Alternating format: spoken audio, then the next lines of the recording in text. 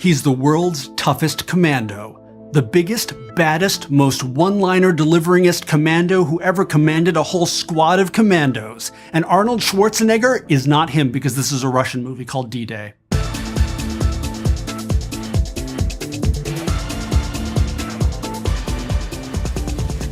Time to gear up for a devastating case of déjà vu. Commando came out amid an explosion of macho action films of the mid-80s, like Rambo, Missing in Action, and Invasion USA. They were a product of Reagan's America, with bodybuilding one-man armies who fought for the American way. The films were over-the-top, jingoistic, and a little paranoid, often dealing with the failures of the Vietnam War or the looming threat of communism. And yet that same communism may have had something to do with the Russian remake of Commando more than 20 years later. 2008's D-Day tells the story of retired Russian paratrooper Ivan. His daughter is kidnapped and he's blackmailed into assassinating a foreign president to get her back. But not one to play by the rules, even of his own movie, he secretly disembarks the plane and goes on a bullet-spewing rampage to locate his daughter, teaming up along the way with a spunky flight attendant. In other words, it's exactly the same movie as Schwarzenegger's Commando. And director Mikhail Poroshenkov, who also stars as Ivan, makes no attempt to hide it. In fact, he'd been a fan of Commando since he first saw it, and he had longed for a return to such cinematic heroes of his youth.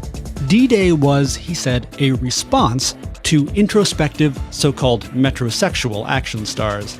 He wanted a burly, straightforward man of action who said what he meant and then did it. Commando gave him the ideal template and allowed him to play on audiences' nostalgia for the original at the same time. Except, what nostalgia? And for that matter, how had Poroshenkov originally seen it?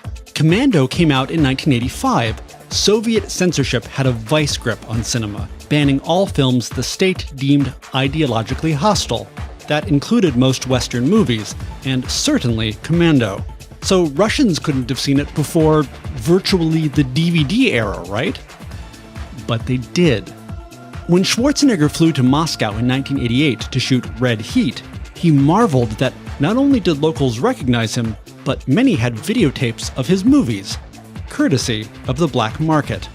Brave citizens and enterprising exhibitors were willing to spend small fortunes on imported VCRs and illegally duplicated tapes of Hollywood films. The alternative was dreary nationalistic TV programming. So illicit video clubs sprouted up all over the Soviet Union, screening subversive hits from the West like Rambo, James Bond, and Commando.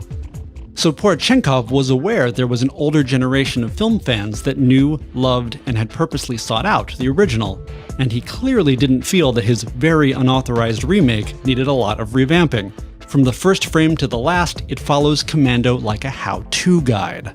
What did change was mostly superficial, with a few nods to contemporary politics. Ivan's target isn't the leader of a fictional South American nation, but rather the president of Estonia, with whom tensions were genuinely high.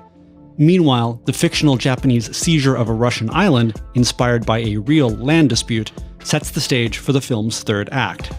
But the heavy social issues are little more than window dressing, and the overall tone is actually rather light. D-Day aims for extreme and fun, with more emphasis on humor than its predecessor. And that's no small feat for a remake of a film famous for its over-the-top action and outlandish one-liners. Don't disturb my friend, he's dead tired. Nevertheless, the pacing is quicker, the editing more frenetic, the music peppier, and the characters broader.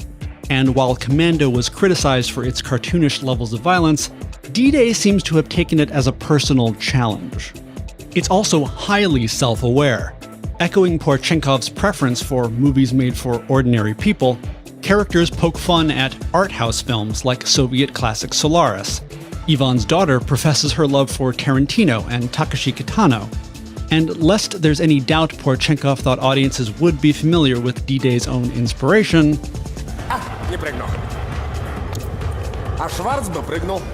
and then, of course, Ivan one-ups Schwartz. D-Day knows just what it wants to be, and pursues it with gusto. The Russian audience that enjoyed the original as a literal guilty pleasure got a slightly crazier, but mostly faithful nostalgia trip to the best of 80s American action cinema. That makes it an 80s-tastic piece of East meets West camaraderie, the likes of which we haven't seen since Stallone ended the Cold War in Rocky IV. By the way, the title D-Day refers not to the World War II invasion of Normandy, but to the celebration of Russia's airborne forces, the Day of Desantnik. Every year on August 2nd, retired paratroopers get into uniform, gather in public places, and get, well, a little rowdy. Сегодня мой праздник. День ВДВ.